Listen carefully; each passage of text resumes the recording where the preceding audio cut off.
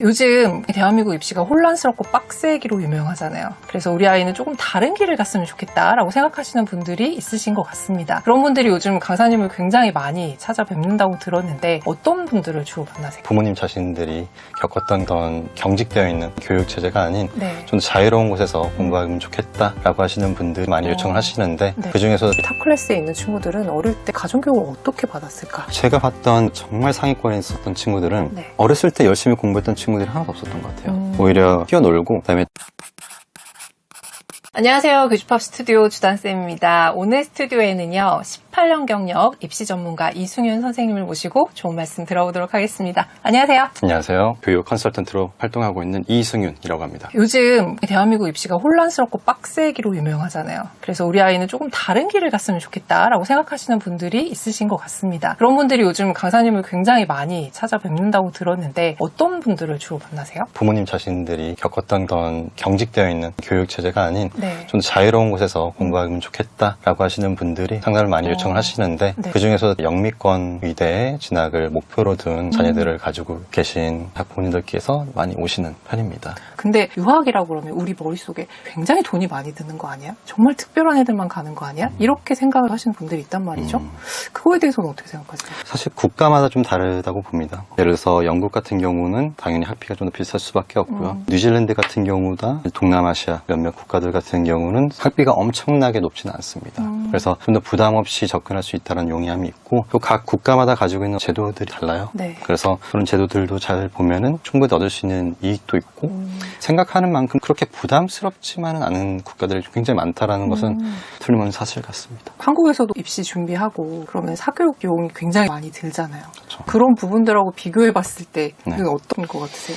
단순히 비교했을 때는 당연히 유학 비용이 좀 더 많이 들기는 하죠. 근데 유학을 보내겠다라는 생각을 가지고 국제학교를 보낼 때의 차이를 보면은 그건 어느 정도 비슷하거나 오히려 국제학교를 다니는 학생들이 더 많은 비용을 지출할 경우가 많은 것 같아요.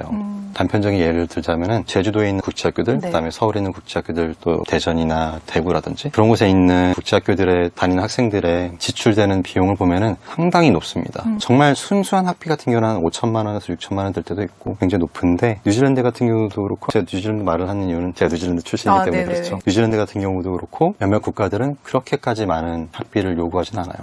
그렇다고 거기서 얻는 교육의 질이 더 비싼 교육보다 낫느냐? 그건 또 아닙니다. 오히려 뉴질랜드에서 얻었던 교육들 질이 한국에서 얻을 수 있는 질보다 훨씬 높은 것 같다는 생각을 많이 합니다. 한국에 있는 국제학교에 있는 학생들은 경쟁을 굉장히 많이 하게 돼요. 그거는 한국에서 입시를 하고 있는 친구들과 별반 다를 게 없다라고 보는데 뉴질랜드 같은 경우도 그렇고 몇몇 국가들의 분위기 자체가 경쟁보다는 자기 역량을 좀 집중하는 학습적인 분위기가 조성이 많이 된 것 같아요. 시험을 잘 못 봤을 때 다음번엔 더 잘할 거야 이렇게 자기 역량만 바라보지 누가 1등 했다고 해서 1등을 더 부러워하거나 1등은 또 나 1등 했어 이렇게 의스대는 분위기가 아니라 자기 자신한테만 집중할 수 있게 하는 그런 분위기가 조성이 많이 됐기 때문에 그런 교육을 원하시는 분들이 저한테 많이 찾아오셔서 상담하셨던 것 같아요.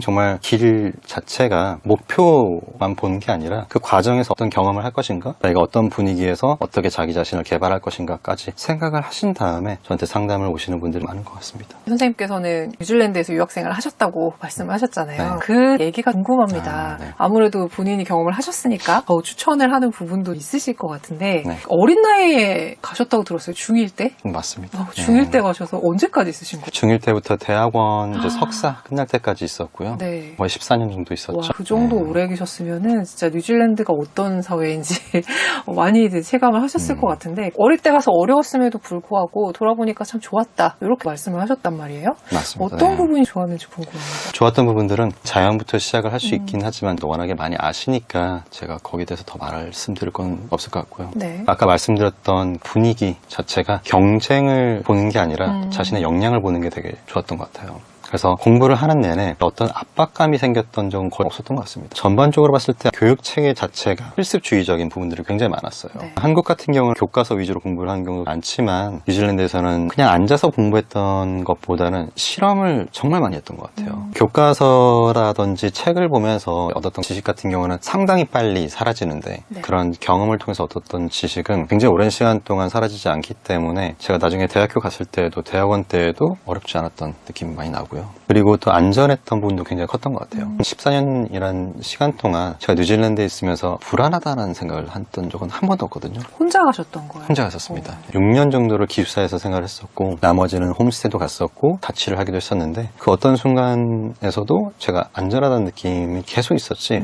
무슨 일이 벌어지지 않을까 네. 이런 생각을 한 번도 한 적은 없었어요. 부모님들이 가질 수 있는 어떤 불안감은 저희 어머니도 하나도 없으셨고 오히려 너가 유학 갔을 때가 내 인생이 제일 편했던 때다 이렇게 말씀하실 정도로 네네. 어떠한 걱정도 없었던 것 같습니다. 또 여가 시간이라든지 자기 취미 생활을 만들 수 있는 시간들이 굉장히 많이 확보가 됐었어요.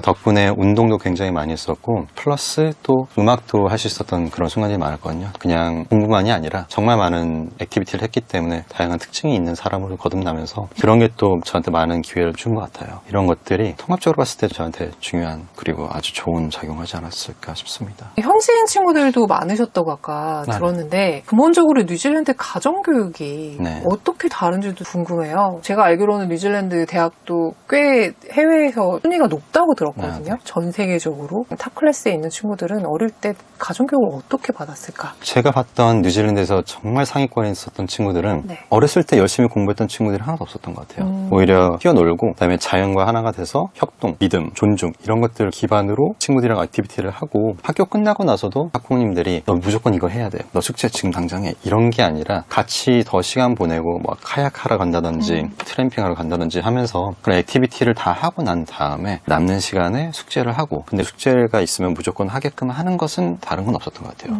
하지만 그렇다고 해서 학습의 시간이 더 길었느냐? 그건 아니었던 것 같아요. 그러니까 학습의 시간은 오히려 짧고 놀이의 시간이 더 많았던 그런 가정교육이 많이 있었던 것 같습니다. 홈스테이 부모님 중에서 한 분은 교사이셨는데 네. 본인이 교사임에도 불구하고 아들들이 공부를 안 해가지고 제가 저렇게 놔둬도 되나 네. 오히려 걱정했었는데 네네. 정말 잘하게 되더라고요. 그때 그 아들들이랑 저도 같이 캠핑을 가고 트램핑 가고 멧돼지 사냥도 가기도 하고 이러면서 오히려 노는 시간이 굉장히 많았는데 그런 노는 시간 안에서 자기가 뭘 잘하는지 깨닫게 되더라고요.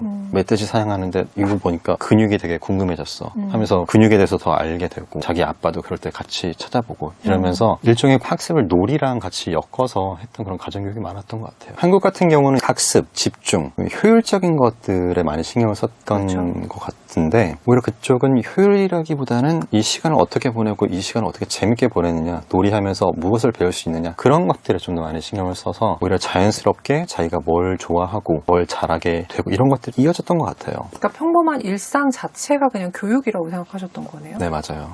네. 근데 그들이 과연 그것에 불만족스럽냐 그건 아니고 오히려 만족스러워하고 항상 아이들의 얼굴 속에서 웃음이 사라지는 경우가 거의 없더라고요. 근본적으로 가지고 있는 그런 교육의 질, 결 자체가 굉장히 다르긴 한 것 같아요. 근데 이게 가정교육에서 끝나는 거냐 그건 아니고 나중에 초등학교, 중학교, 고등학교를 갔을 때 교육 속에서도 그게 많이 발견되는 것 같아요. 저희 화학 선생님 산소에 대해서 설명을 해주셨던 때가 있었어요. 거대한 풍선 안에 산소를 집어넣으신 다음에 실로 달아놓은 다음에 럭비 필드에 가서 엄청 드넓은 그곳에 가가지고 여학생 한 명 데려와서 불을 붙여봐라 이 실에다가 네. 불 붙다 보면 나중에 산소가 터지면 소리가 엄청 나거든요. 그걸 굳이 하시더라고요. 딱딱하게 책에서 공부하는 그런 게 아니라 산소가 이렇게 터질 수 있구나. 산소라는 게 왜 불 탈 때 필요하는지 이런 것들을 직접적으로 알 수 있었던 놀이를 이용한 방식이었어요. 그래서 적어도 7, 80% 정도의 수업은 저한테는 굉장히 기대가 많이 되고 오늘 가서는 뭐를 배울까라기보다 오늘 가서는 어떻게 선생님이 우리랑 놀아줄까라는 생각을 많이 했던 것 같아요. 고등학교까지도 그래요? 고등학교 때도 그랬던 것 같습니다. 네. 아까 말씀드렸던 풍선 이거는 고등학교 때 일어났던 일이었고요. 그래요? 네. 네. 중학교 때는 더한 일도 많았습니다. 아까 말씀드렸던 것처럼 경쟁 자체가 없고 자기가 얼마나 잘하냐를 집중하게 되다 보니까 수업 시간에도 꼭 이거를 공부해야 돼. 너 이거 외워. 이런 강압적인 분위기도 아니고 너 이거 못해? 너 그거 못하면 괜찮아. 못해도 괜찮은데 근데 이런 건 알아야 되는데 이것도 몰라? 그럼 괜찮아. 넌 이 길이 아닌 것 같아. 그럼 차라리 요 길로 가는 거 어때?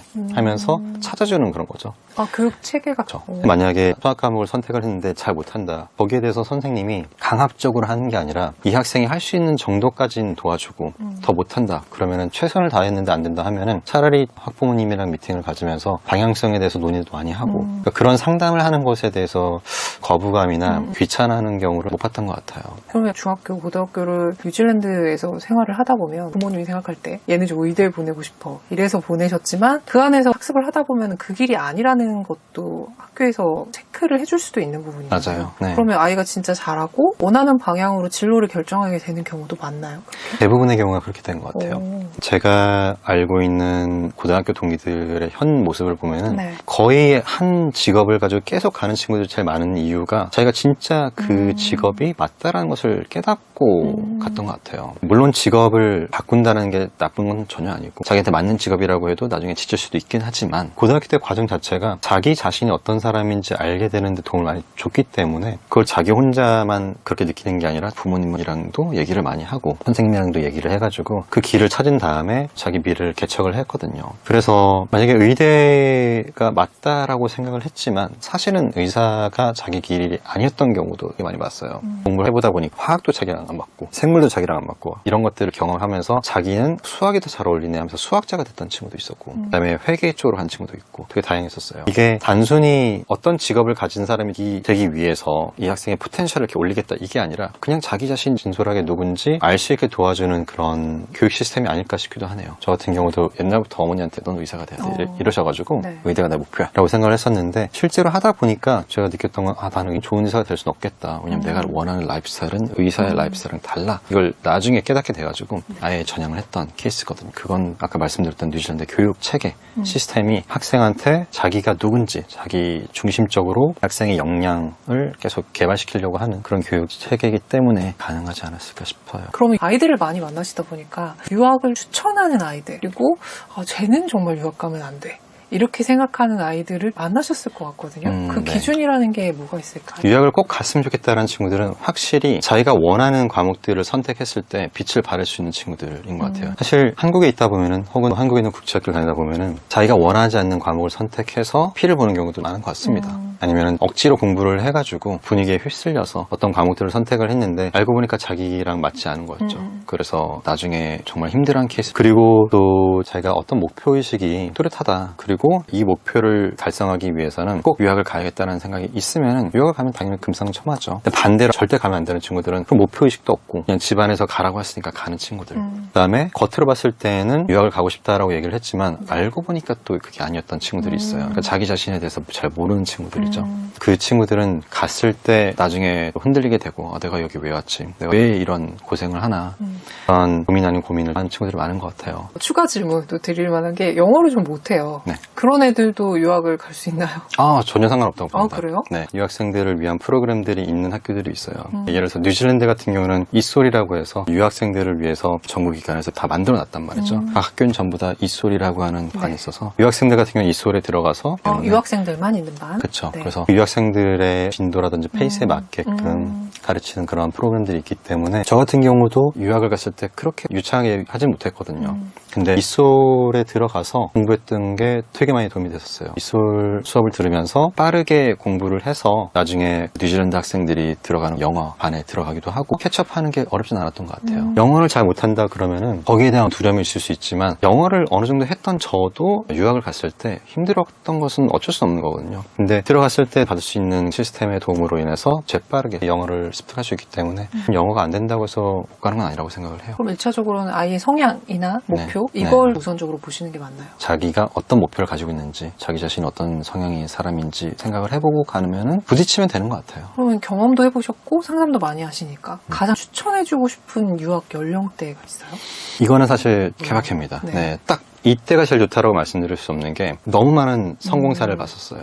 고등학교 1학년을 다니다가 고등학교 2학년으로 유학을 가가지고 나중에 의대에 진학했던 친구들도 있었고 또 반대로 늦게 가서 잘 안 됐던 친구들도 보긴 했고요. 네. 그다음에 일찍 갔는데도 잘 안 됐던 케이스도 있었고 어떤 연령대가 제일 좋다라고 말씀드리긴 힘들지만 제가 만약에 제 아이가 커서 유학을 보내야 된다 한다면은 저는 어느 정도 한국인으로서의 아이덴티티가 만들어질 때까지는 기다려줄 것 같고 그다음에 유학생의 신분으로 갈 수 있는 대로 골라서 갈 것 같아요. 그 나이 때는 제가 봤을 때는 한 14살, 15살 정도 되지 않을까 싶기는 합니다. 오히려 더 어릴 때보다. 네, 저는 개인적으로 그렇게 할 것 같아요. 왜냐면은 너무 어린 시절에 갔을 때 아이덴티티를 잃어버려서 혼란스러워하는 친구들을 봤기 때문에 개인적으로 그렇습니다. 뉴질랜드에서 중고등학교 시절을 보내고 대학을 거꾸로 한국으로 오는 케이스들도 있나요? 네, 있습니다. 보통 보통은 대학교를 뉴질랜드에서 나오거나 아니면 또 다른 국가로 가서 대학을 나온 다음에 그 다음에 한국으로 돌아온 케이스가 월등히 많은 것 같기는 해요. 해외에서의 그런 경험을 갖게 되면은 해외에서의 삶도 나쁘지 않다는 것을 경험을 하고 이해를 하고 해외에서 계속 활동하는 경우도 많이 본 것 같아요. 어떤 특정한 학교들에 들어가기 위해서 한국에 오는 케이스가 좀 절대적이지 않을까. 그러니까 개인의 선택이라는 얘기네요. 그렇죠. 네. 직접 경험도 하셨고 지금 아이들도 굉장히 많이 지도하고 계신데 자녀분도 아직 시기상조긴 하지만 네. 나중에 뉴질랜드 유학 이렇게 좋다고 하시는데 보내실 거예요? 저는 보낼 의향이 굉장히 높습니다. 네. 아까 말씀드렸던 것처럼 아이덴티티가 어느 정도 많이 굳어지면은 뉴질랜드로 유학하는 것도 당연히 생각을 하고 있어요. 일단 학습, 그러니까 태도 자체가 여유로워지는 부분도 있고 무엇보다 제가 워낙에 많은 학생들을 컨설팅을 해보고 가르치다 보니까 학생들이 겪는 학업 스트레스가 정말 이만저만이 아니거든요. 네. 물론 제가 가르치는 학생들의 대부분이 국제학교를 다니고 있는 학생들이 되게 많은데 국제학교 안에서도 학업 스트레스가 없을 수는 없습니다. 한국에 있던 학교다 보니까 그렇죠. 한국 분위기에 거죠, 그렇죠. 그거는. 그래서 네. 오히려 그런 것을 좀 벗어나서 뉴질랜드에서 제가 겪었던 자유로움이라든지 그다음에 좀 더 자기 자신한테 집중할 수 있는 분위기가 형성되는 곳에서 공부를 했으면 좋겠다 해서 저는 뉴질랜드는 후보지 중에 1순위라고 볼 수 있을 것 같아요. 오늘 선생님께서 직접 유학생활 하신 내용들 그리고 또 지금 지도하는 아이들의 유학에 대한 여러 가지 정보들을 주셨는데요. 뉴질랜드 유학이 저런 것이구나 새로 아시는 분들도 생기셨을 것 같습니다. 우리 아이를 유학을 보내고 싶으신 분들 중에서 뉴질랜드 유학에 대해서 조금 더 관심 있으신 분들은 정보를 많이 얻을 수 있는 그런 기회가 있다고 들었거든요. 네, 맞습니다. 네, 어떤 게 있죠?